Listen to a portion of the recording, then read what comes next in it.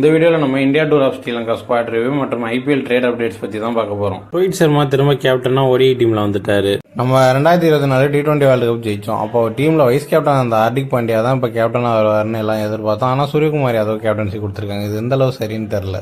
இதுக்கு BCCI தரப்புல இருந்து கொடுக்கப்பட்ட எக்ஸ்பிளனேஷன் என்னன்னா, ஹார்திக் பாண்டியாவுக்கு அடிக்கடி இன்ஜுரி ஆயிரும், அதனால அவரால் ஃபுல்லாக விளையாட முடியாது, அதனால அப்போ நம்மளால கேப்டன்சி தேட முடியாது அப்படின்னு சொல்றாங்க. ஹார்திக் பாண்டியாவுக்கு நிறைய பர்சனல் இஷ்யூஸ் இருக்கு இப்ப, அதனால அவரால் கேப்டன்சி ஒழுங்கா பண்ண முடியாதுன்னு கூட BCCI யோசிச்சிருக்கலாம். பாண்டியா கிட்ட இருந்து கேப்டன்சி எடுத்துக்கிட்டாங்கன்னு கவலைப்படுறதா இல்ல சூரியகுமாருக்கு கேப்டன்சி கிடைச்சிச்சுன்னு சந்தோஷப்படுறதான்னு தெரியல. 29 வயசு வரைக்கும் இந்தியாவுக்கு டெபு கிடைக்காத ஒரு பிளேயரா இருந்தவர் தான் சூரியகுமார் யாதவ். சூரியகுமார் யாதவோட அப்பா டெய்லியும் போன்ல செக் பண்ண வரான், இந்தியா ஏ ஸ்குவாட்ல ஏதாவது அவன் பேர் வந்துடாதான்னு. செக் பண்ண உடனே சூரியகுமார் யாதவுக்கு கால் பண்ண வரான். இந்த தடவை பேர் இல்லடா தம்பி அப்படின்னு சொல்ல வரான். அதுக்கு சூரியகுமார் யாதவ் சொல்லியிருக்காரு, இதெல்லாம் ஒன்றும் பிரச்சனை இல்லப்பா, பாத்துக்கலாம் வா அப்படின்னு. 30 வயசுல T20 டெபு ஆகிறாரு. ஆர்ச்சர் போட்ட முதல் பால்ல 6 அடிச்சு அவரோட T20 கேரியர் ஆரம்பிக்கிறாரு. 31 வயசுல முதல் T20 செஞ்சுரி அடிக்கிறாரு. 32 வயசுல ICC T20 ரேங்கிங்ல நம்பர் 1 பேட்ஸ்மேன் ஆகிறாரு. ஹையஸ்ட் ரேங்க்டு ஏசியன் பேட்ஸ்மேனா இருக்கிறாரு.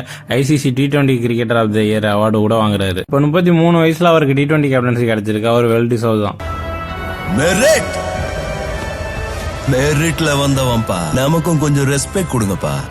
அடுத்தது காட்டு தீயா பரவன ஒரு விஷயத்த தான் நம்ம இங்க பார்க்க போறோம். CSK கேப்டன் ருத்ராஜ் கைக்வாதை இந்தியன் டீம்ல எடுக்கல எந்த ஸ்குவாட்லயும். நான் அவங்க எல்லாருக்கிட்டையும் தான் கேட்கறேன், அவர் CSK கேப்டன்றதுனால தானே எல்லாரும் அவருக்கு சப்போர்ட் பண்றீங்க, ஏன் எப்பவுமே ஜஸ்டிஸ் ஃபார் ருத்ராஜ் கைக்வாத்னு சொல்றீங்க? ஜஸ்டிஸ் ஃபார் சாய் சுதர்சன் சொல்லலாமே, ஜஸ்டிஸ் ஃபார் திலக் வர்மான்னு சொல்லலாமே. ODIஸ்ல சாய் சுதர்சன் 63 ரன் ஆவரேஜ் வச்சிருக்காரு. சவுத் ஆப்பிரிக்கா டூர்ல போய் அடிச்சிருக்காரு 89 ஸ்ட்ரைக் ரேட்டோட. திலக் வர்மா ஒரு perfect middle order batsman, 40 average வச்சிருக்காரு. 1000க்கு மேல IPL ரன்ஸ் அடிச்சிருக்காரு. 146 ஸ்ட்ரைக் ரேட்ல விளையாடுறாரு. அவர் ஒரு பார்ட் டைம் பவுலர் கூட. உங்களை நான் CSK பிளேயர்ஸுக்கு சப்போர்ட் பண்ண வேணாம்லாம் சொல்லல, தமிழ்நாடு பிளேயருக்கும் திறமை உள்ள யங்ஸ்டர்ஸுக்கும் சப்போர்ட் பண்ணுங்கன்னு தான் சொல்றேன். அப்ப நீங்க சொல்ற இந்த ஜஸ்டிஸ் எல்லாம் CSK பிளேயர்ஸுக்கு மட்டும்தானா? மத்த டீம் பிளேயர்ஸ்னா மதிக்க மாட்டீங்க, செல்ஃபிஷா.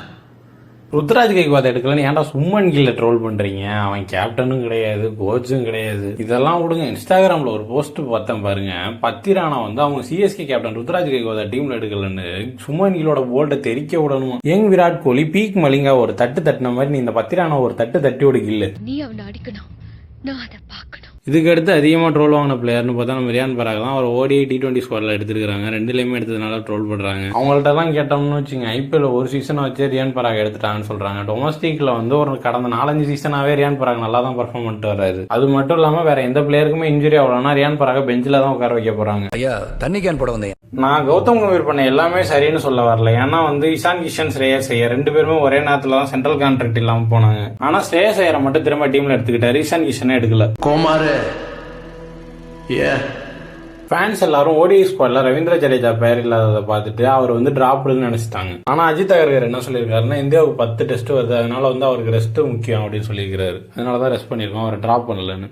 நான் குமார் அவசரப்பட்டிய சிம்பாவே சீரீஸ்ல பிஸ்னாய்க்கு நிறைய சான்ஸ் கொடுத்துட்டாங்க. அவர் ஓரளவு நல்லா பர்ஃபார்ம் பண்ணியிருக்கிறாரு. வருண் சக்கரவர்த்தி அவருக்கு பதிலாக அந்த சீரீஸ்ல எடுத்து அவருக்கு ஒரு கேம் டைம் கொடுத்துருக்கலாம்.